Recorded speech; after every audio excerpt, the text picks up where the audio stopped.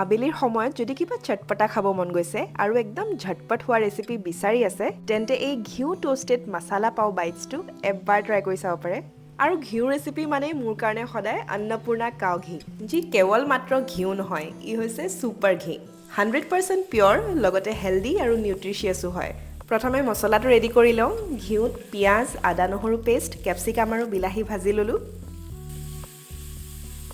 পাও ভাজি মছলা নিমখ আৰু অকণমান পানী দি ভালদৰে মছলাখিনি গলাই ললোঁ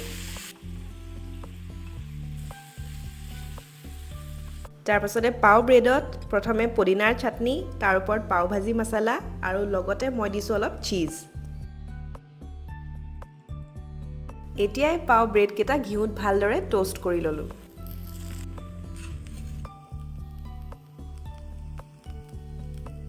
চীজখিনি কি ধুনীয়াকৈ মেল্ট হৈ গৈছে ব্ৰেড কেইটা স্লাইচ কৰি তাৰ ওপৰত এড কৰিলোঁ ভুজিয়া পিয়াজ ডালিমৰ গুটি আৰু শেষত ধনিয়া আৰু এয়া আমাৰ ঝটপট মছালা পাও বাইটছ ৰেডি হৈ গ'ল আপোনালোকেও ট্ৰাই কৰিব ছুপাৰ কাও সে বনা ছুপাৰ ঘি অন্নপূৰ্ণা কাও ঘি